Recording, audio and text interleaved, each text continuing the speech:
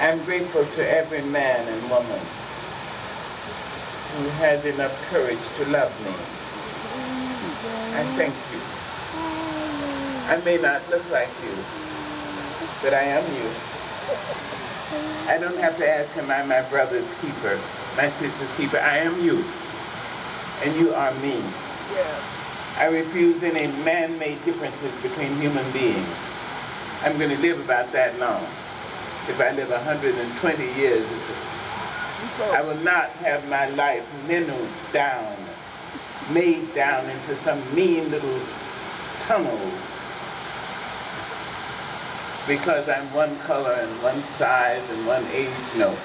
I am you and you are me. I accept that, and I'm grateful for it. I'm grateful that you care for me. I'm grateful that I care for you.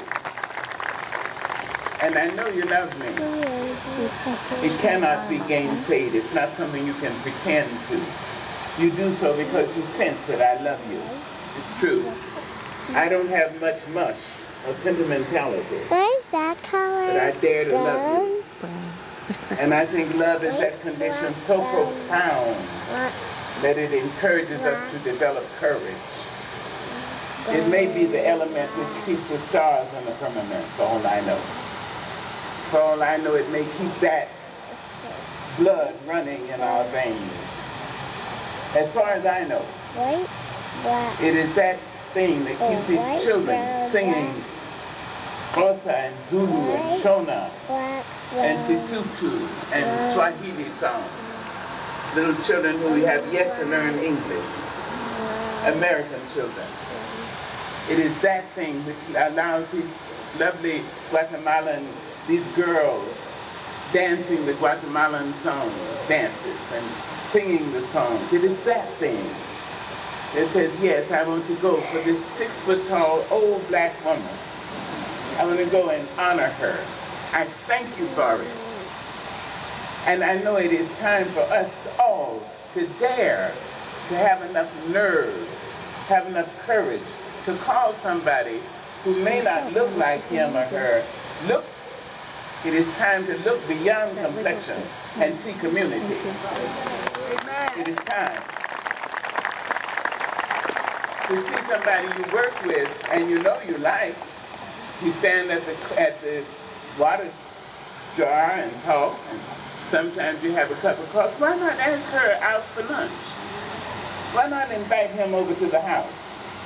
Why not? What is that?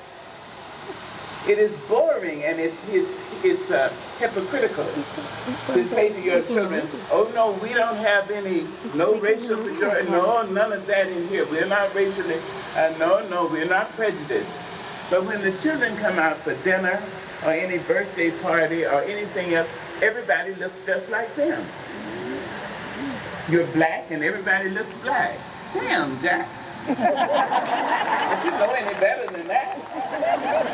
Everybody's white and you're white and they all look white. Damn, Jack. Excuse me, Reverend, my preacher's here. But I mean, really and truly, you ought to get a grip.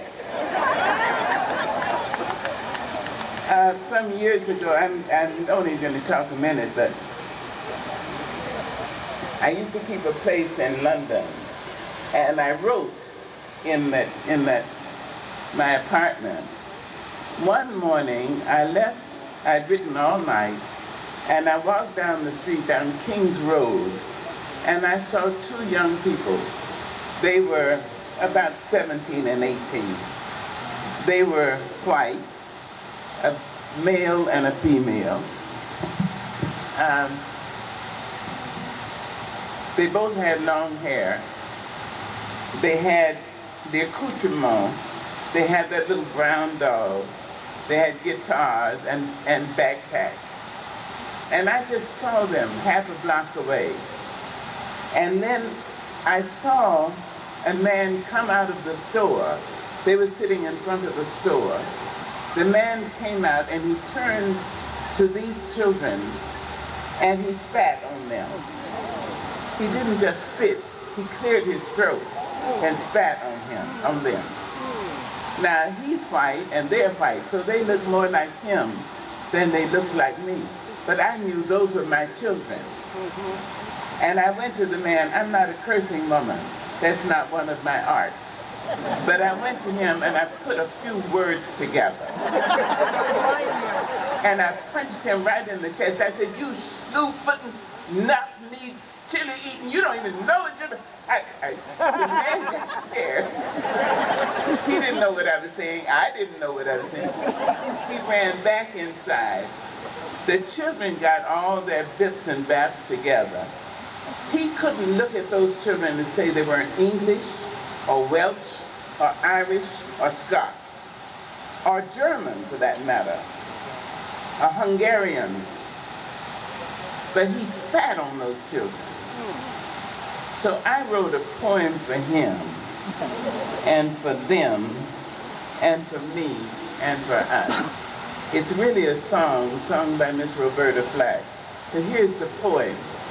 And I would like to give it to you. And I'm going to see, Miss Stuckey can see that it's put on my website. And you can get it for nothing. It's called Take Time Out. When you see him with a band around his head and an army surplus bunk that makes his bed, it's time to ask, what's all the lying and the dying and the killing and the thrilling all about? Take time out. When you see her walking barefoot in the rain, and you know she's tripping on a one-way train, you need to ask, what's all the beating and the cheating and the bleeding and the needing all about? We ought to take time out. Take a minute, feel some sorrow for the folks who thought tomorrow was a place that they could call up on the phone.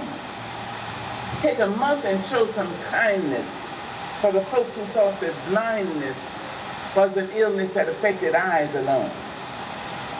When you see him with the band around his head, an army surplus bunk that makes his bed, you need to ask, what's all the lying and the spying and the selling and the yelling all about?